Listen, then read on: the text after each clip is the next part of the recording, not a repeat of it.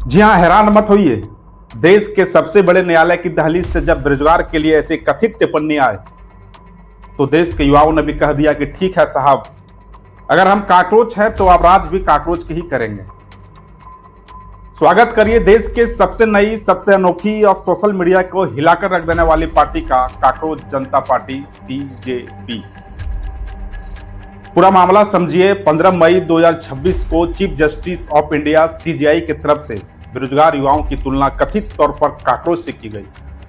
हुक्मरानों को लगा था कि युवा हमेशा की तरह चुपचाप सह लेगा, लेकिन साहब ये जैन जी का दौर है। यहाँ जवाब कोर्टरूम में नहीं, सीधे इंटरनेट की हाईवे पर दिया जाता है। अगले ही दिन यानी 16 मई को आम आदमी पार्टी के पूर्व सोशल मीडिया रणनीतिकार अभिजीत दिपके ने इस डिजिटल आंदोलन की नींव रख दी। नाम दिया काकरोच जनता पार्टी, और देखते ही देखते इंस्टाग्राम से लेकर एक्स ट्विटर तक लाखों युवा इस पार्टी के झंडे तले आ गए। इस पार्टी ने मेंबरशिप के लिए जो शर्त रखी है ना, वो देश के सिस्टम पर एक बहुत बड़ा करारा थप्पड़ है। पार्टी कहती है कि अगर आपको हमारा मेंबर बनना है तो आपको बेरोजगार होना जरूरी है, आलसी होना जरूरी है और 24 घंटे ऑनलाइन रहना जरूरी है।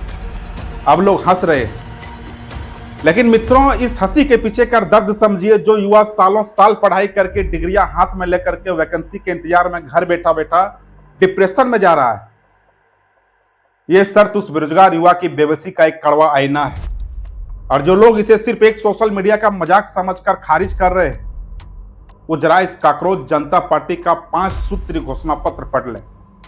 इस घोषणा पत्र ने सीधे देश के आकांक्षाओं की दुखती रग पर पैर रख दिया। पहला सवाल, जज साहब रिटायर होते ही राज्यसभा की सीट पर कैसे बैठ जाते हैं, इस पर तुरंत रोक लगे। दूसरा सवाल, चुनाव में अगर वोट गायब होते हैं तो चुनाव आयोग की जवाबदेही तय क्यों नहीं होती। तीसरा सवाल, ये जो नेता सुबह एक पार्टी में होते हैं और शाम को मलाई खाने दूसरी पार्टी में चले जाते हैं, इस दलबल के खेल को तुरंत बंद किया जाए।